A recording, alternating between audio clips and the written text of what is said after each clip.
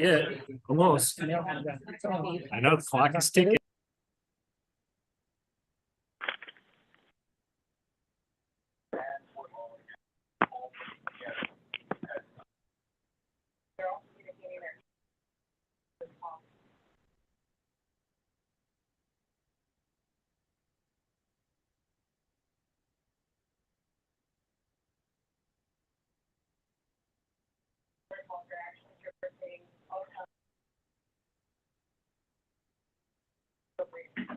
All right, places, everyone. It's time for the show to begin. Time being 10:30 a.m. on November 29th, 2023. I'd like to call this meeting to order. Kane County's American Rescue Plan Committee. Clerk, please call the roll for attendance. Kenyon? Here. Bates? Gums? Gums here. Leonard? Leonard here. Molina? Molina present. Strathman? Strathman here for remote. Surges? Tepe? Tepe here. There we go. Sanchez? Sanchez present. And Madam Chair is present.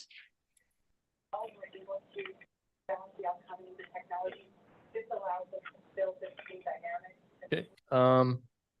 Remote attendance request. I received none. Except for- Molina and Oh, Strathman. Molina and Strathman. Okay, I didn't see the sheet. My bad. Molina and Strathman. Any objections to them attending our meeting as voting members? Surprisingly, none.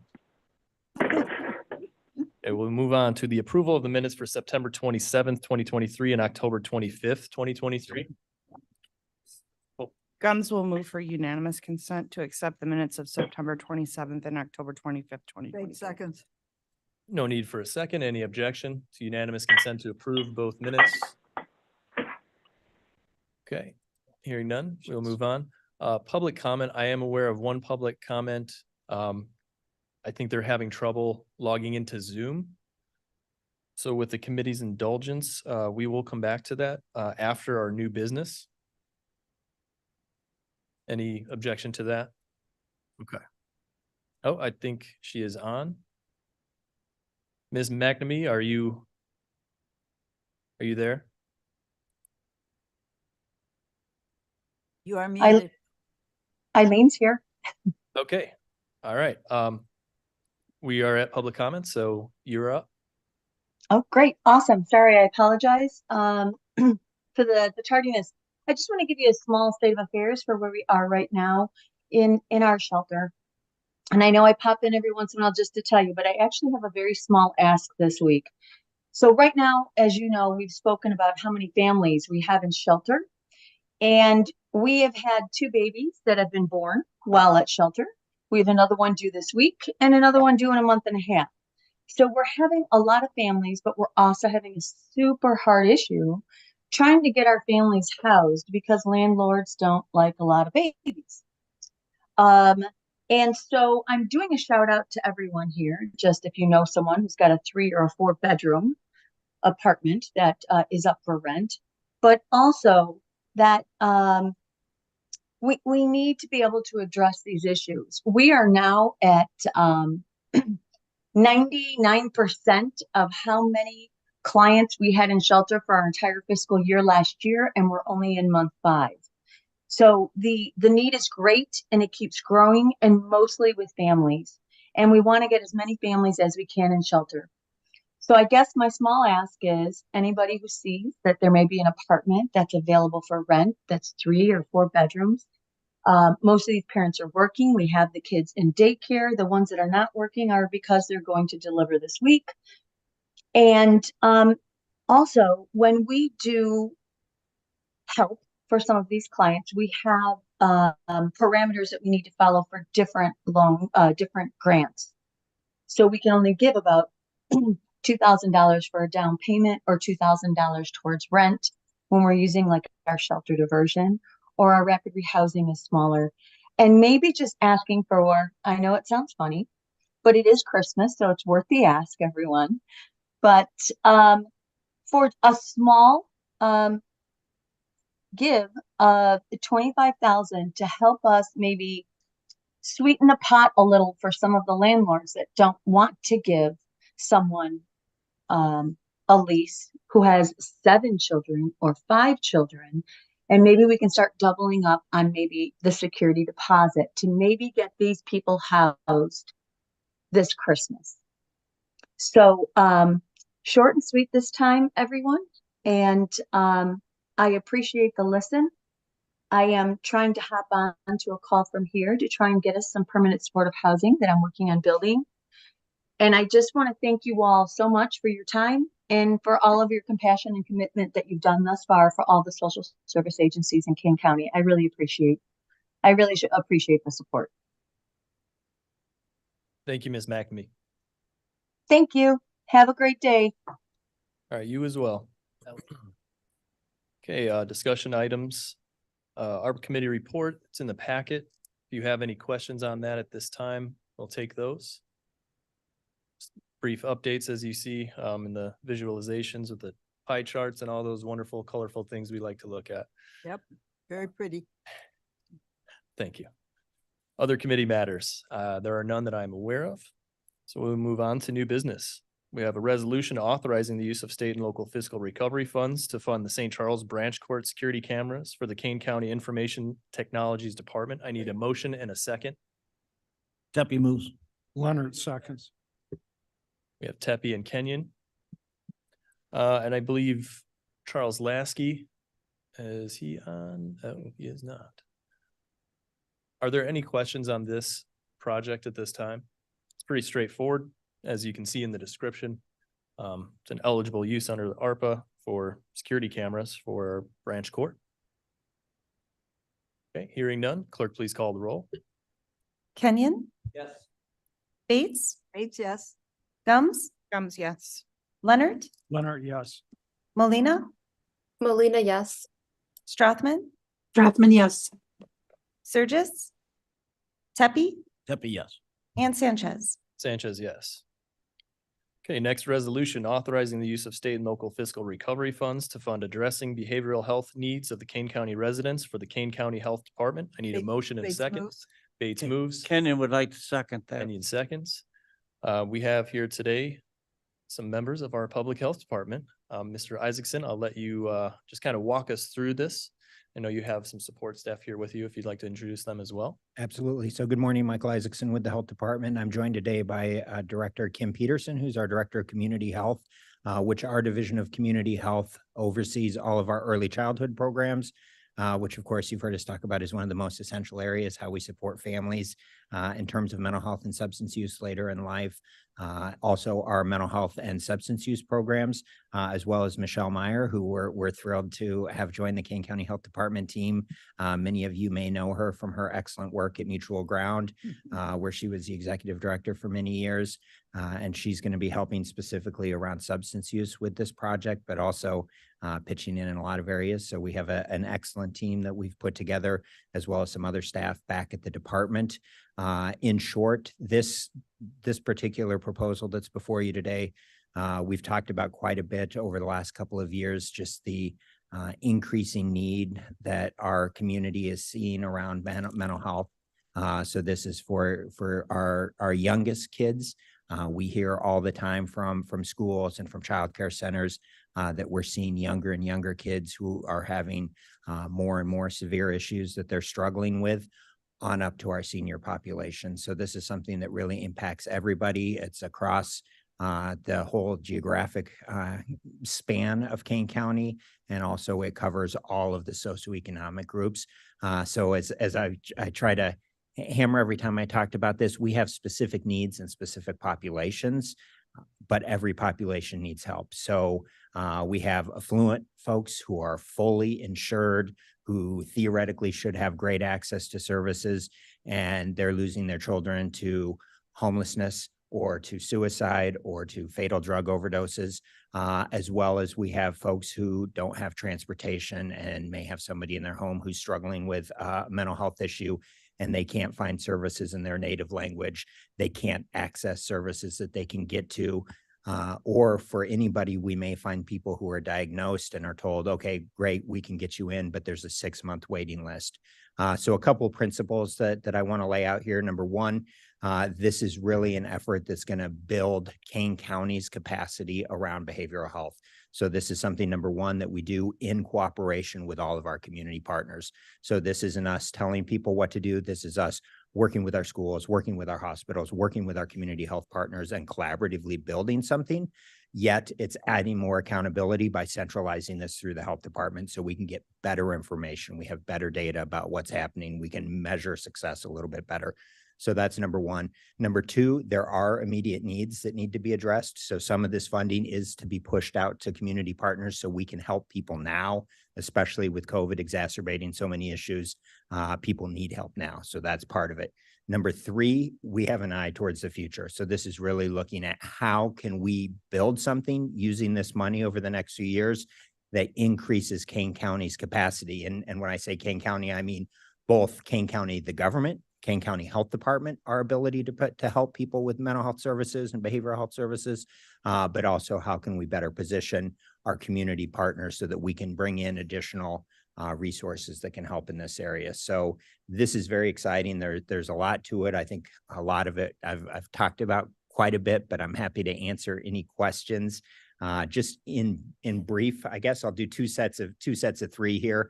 One, our biggest priority is workforce. So the reason we have big waiting lists is because we're having trouble keeping people. And this certainly goes across different sectors in the community right now, but especially with our safety net providers.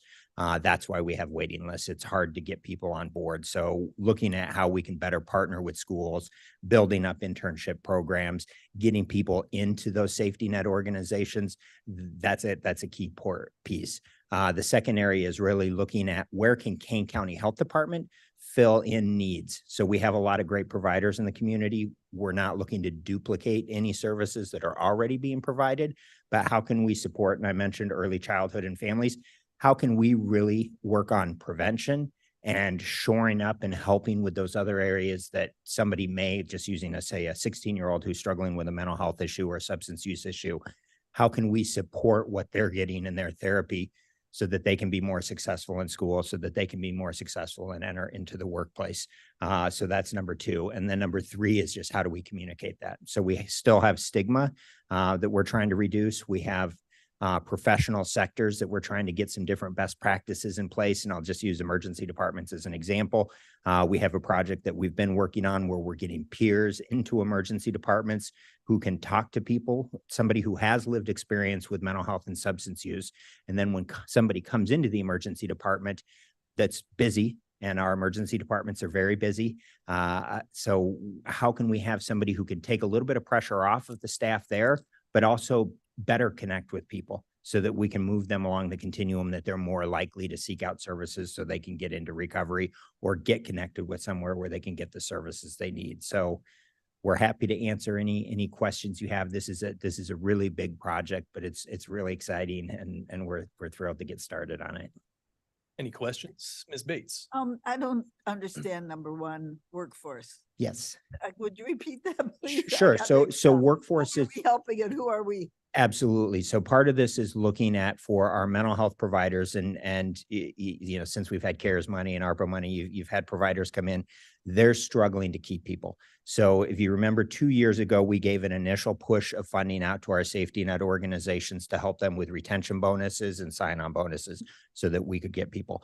Part of what we're proposing here is building out an internship program that has more paid internships with connections so that we can keep people in those safety net organizations longer. So we depend a lot on interns and as well as professionals, but how can we help our community partners so that they can hire and retain people? So this would be grants to our community organizations so that we can help them. And again, trying to set it up where, because it's through the health department, we can require data then so that we can measure success and really see what we're getting for these funds and build that out. But I think there's tremendous partnership with our colleges as well. So Aurora University has, just as an example, their social work program provides a lot of interns and a lot of eventual future staff to organizations. So working with them to build out and find different opportunities where we can build up retention. But also Elgin Community College has one of the only peer program in Kane County where people can get the certification. So somebody with lived experience can go and work in a hospital or these other organizations, there's additional opportunities that we can do. And to me, I think just from a workforce perspective for the community, this is a really positive partnership that we can continue to build with these colleges. So the workforce is the mental health workforce. It's the mental health Okay, workforce, got yes. And we have 2 positions that we're requesting to help with this work. And I really see those as seed positions. And then we will fund those going forward after this project. But the majority of this funding is going to go out into the community to community partners. We'll just be managing it and tracking it. Ms. Bates. So this is a comment and then a question.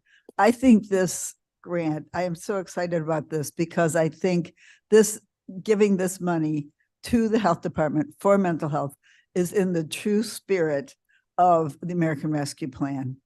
We have to rescue, we are rescuing ourselves and our friends from, this is still the aftermath of COVID, I think. So I think this is very exciting to me. And one question we always ask, or I always think, is how many years will this last and will it be sustainable? Will there, we don't want it like those cliffs. So Absolutely. And that's why that's one of the principles is sustainability for me. So are we going to be able to sustain this at the 100% level? Currently, we don't have a funding mechanism in mind for that. So this is where it's a split. Some of this is immediate need where we're helping right now, okay. but the hope is that we can build more capacity so that we can get as close to 100% sustainability from this moving forward. So this is where we're looking at different grants from both the state and private funders. There's a lot of money out there, I think, that we can continue to position ourselves to get. And I look at this holistically. So some of the bringing money in doesn't necessarily just have to be money that comes to Kane County Health Department. If we build up capacity and help other community partners bring in money, that's still a success for our residents. So that's something that we need to be looking at. We're also looking at Medicaid billing so we can provide services that the health department would be able to build out to in the future. So this gets into kind of the conversation about the new facility that we've had where there's opportunity for us to build out and provide more direct service. But again, I always want to have a mind to not duplicating what's already there. So we have great providers. We want to be filling in the gaps and supporting what's already happening. Okay, thank you. Mr. Leonard. Thank you, Mr. Chairman. You know, I've just got a question. I read over the resolution, very supportive of it. However, on the second page of the resolution at the end, where it shows the figures and the allocations for one more page for it. There we go. That's second page. And then go to the bottom of it. There we go. My question is, I see 2024, then I see 2025 with different amounts, and then I see 2025 again with some different amounts. Could you explain that to me? I don't understand that. That looks like a Scribner's error. I believe that should be 2026. Well, because if you add them up though, it equals the 9,975,000. So it should be 3 years, 3 different years, Which 3 years is that? 24, 25, 26. Okay. So the okay, second great. 25 Yeah, appears to be that's- an error. I Yeah. didn't know for sure if Good it was catch. an Yes. allocation made in 25, used in 26 or whatever. Thank you very much. Good catch, Mr. Leonard. And then of Scrivener's course, there, so we'll work with the ARPA team. So anything, making sure, and I have some experience with ARPA funding. If there's allocations that need to be made in certain years and the payments are in 26, that we're following all the rules, definitely. Perfect. Ms. Gums and then Madam Chair. Thank you, Mr. Chair. Mr. Isaacson, quick question for you. We've identified obviously that transportation and housing are like top tier issues for folks. How are you finding technology to be an obstacle as well? I would like some feedback on that with remote stuff happening with COVID and all those things. What technology can help? Yeah, so that could be a big question potentially. Just side point, I think social media and our reliance on telephones is one of the worst things we have for our mental health. It's I think there's pretty good research to show that, but technology is also our friend. So the ability to provide telehealth, for example, does help alleviate some of those transportation issues. So if somebody can get services remotely, that's a positive. That doesn't always work. There may be confidentiality issues if somebody's getting therapy They may not have a place in their home where they can go and have privacy. They may be talking about struggles that they're having with someone else in their home. So we need to have places where people can go, but technology can help with transportation too. We use a service now that's similar to an Uber service, where for medical appointments, people can sign up and get transportation back and forth to places. So that's just two examples, I think. And then personally, I think and I'm not a futurist, but over the next 5 years, how technology is going to be able to help us, I think it's going to hurt us a lot. And I think there's going to be tremendous leaps in how we are able to diagnose, find early screening opportunities for people, get people into services more quickly, using technology that's not even at market yet. Just to follow up to that, because I've got something spinning in my brain as far as technology goes, because that obstacle of transportation is so enormous that there are folks that don't have access to the internet. I know that sounds strange, but they just don't. So if we can do those telehealths, and if you read the studies, there's a million out there, how effective those telehealths have been for mental health, it's just astronomically different than it was 3 years ago.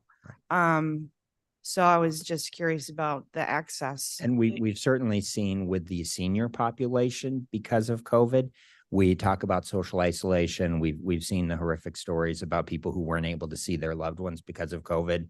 So that's the negative side. But on the positive side, more in line with what you're saying, seniors, according to Senior Service Association, seniors quickly adapted to using Zoom and quickly adapted. When I talk to mental health providers who do telehealth, they say seniors were some of the really quick adopters to be able to do those virtual visits and actually found that connection to be very positive. And then, of course, at the other end of the age spectrum, we have young people that's all they know in some cases. So they're very comfortable using that kind of technology. And then one final point, on the grant applications, Michael, if you don't mind, keep me posted so we can get some letters sent out, at the legislative level. Yes. And don't forget those federal grants, because you didn't mention that. I know you're aware of them, but there's a lot of federal grants. So maybe we can meet offline and talk about Absolutely. some Yeah, letters. that'd be fantastic. And again, I think building this, we're going to have a lot of success stories that are very visible. And that's good because we're helping people, and that's what we're here for. That's the key thing. But also each of those stories, when you start loading that into a federal application, you're showing proof of concept and you're making yourself much more fundable. So that's why I anticipate that we're going to be much more competitive moving forward.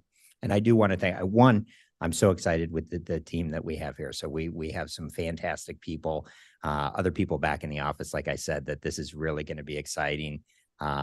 So really thrilled to launch. And I do want to thank everybody here and board members who are not here, who've been very supportive of this, both in terms of mental health and substance use. I know it's directly impacted many of our families. So I just really appreciate, we want to take a critical eye. We want to hold ourselves accountable. We want to make sure that we're investing our money in the places where we see the best return. And also, I just appreciate how willing everybody is to move forward with something like this. Madam Chair. Yes, thank you. The question I have is the accounting, because as we start dispersing this money, you have Canal, and Canal is wonderful, but I believe that there's going to be additional supports needed and necessary and required, especially if we're going to be going into Medicaid, because Medicaid billing is unique. It's very challenging, very detailed oriented, and very difficult to be able to make sure that you've got the right line that you're allocating for Medicaid funding. It's very complicated, reimbursable. So if you're going to be moving forward on that, we'll have to make sure that you work very closely with finance and we move forward to hiring some additional supports, whether it's outside agency who can help you with that or hire internally if it's going to become something permanent.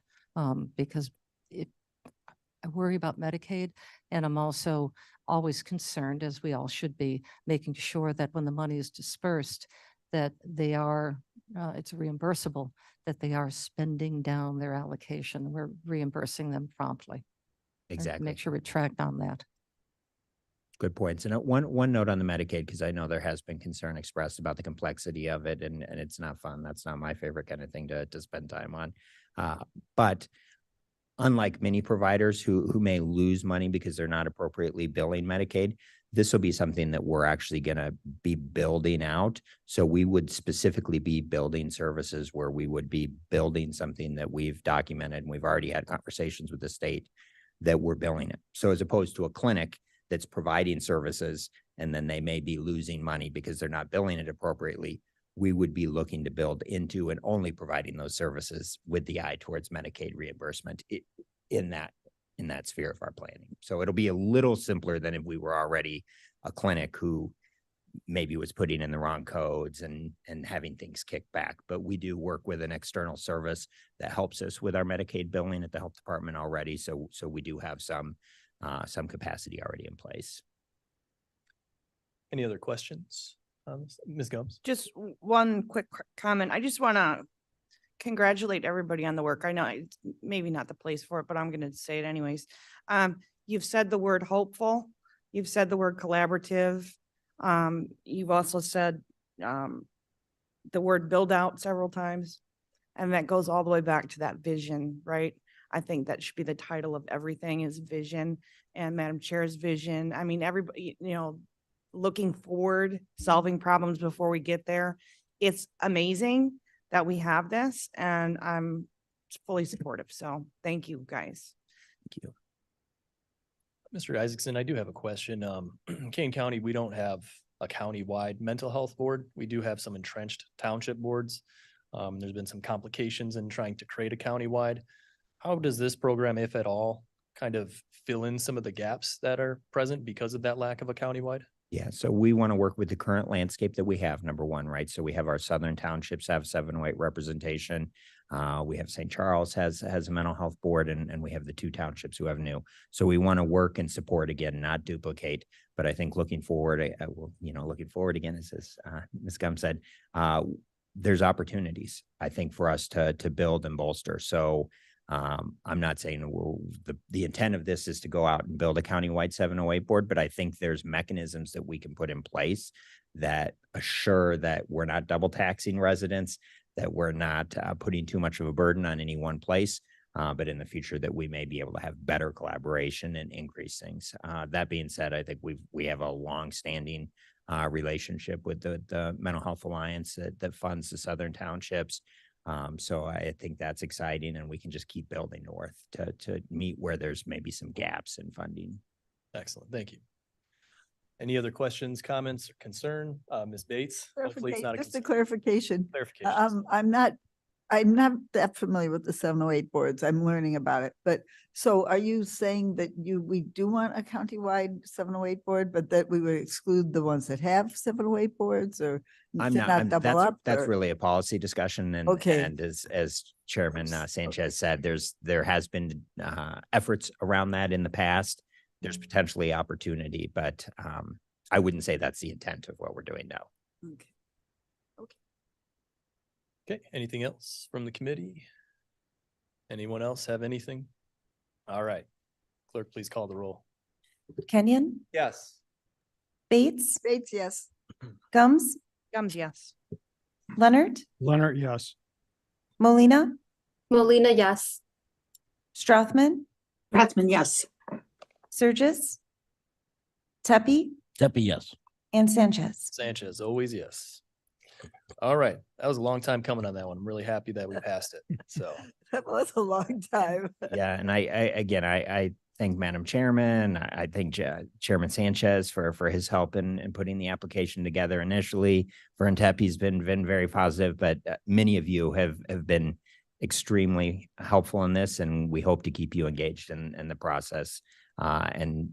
This goes for any health department initiatives. We look to you to help tell us what's going on. What are you hearing from residents as well? So you're an excellent source of information for what's happening in your district. So if you ever see something that's not being addressed, and this is not limited to this project, again, please call us so we can step in. But thank you. Madam Chair. Thank you. Just as a follow-up to what Ms. Gums said, and well, Roger was in the room and he left. I believe that we have got some information about the depth of Wi-Fi availability throughout the county, through communities, and certainly through your districts. So that would be something that I'll talk to Roger offline, so that those issues, if we find in certain pocket areas that there is not Wi-Fi, we can address how we can approach that to get that resolved. So that there should not be a household here in Kane County that does not have access to Wi-Fi. Obviously, there are grants available for that, but we've got to figure out what the need is first, if it is a critical need or if it's just a pocket need. And then we can be much more direct, rather with the municipality or with the township, to see what they can do to help provide that access. Or a school district, certainly, because children need Wi-Fi access at home. They have to. We saw the horror of that during COVID, where kids were waiting outside in parking lots by libraries or by McDonald's doing their homework. So that would be, I think, a next level project for us to make sure that, going back to mental health, that if they do want to have telehealth, that they have the access to be able to do that if necessary. Yeah, that's something we can follow up offline on, certainly. Mr. Raw. Roth here. The Illinois Extension has a project going on regarding that. It's called the broadband. And they've been having meetings on how to roll that out more across the state. And I don't know if we have anyone working with them on that, but they're providing funding to do that. And we should take advantage of that. Yeah, and that is something Ms. Gums actually brought to me yesterday. We'll be talking about to some degree at next month's meeting. Okay. So she'll send a reminder email, Yeah. right, Mrs. Gums? If you don't mind, yeah, I did send you the email. The city of Aurora has asked to collaborate with King County on a project, and it's Internet for All.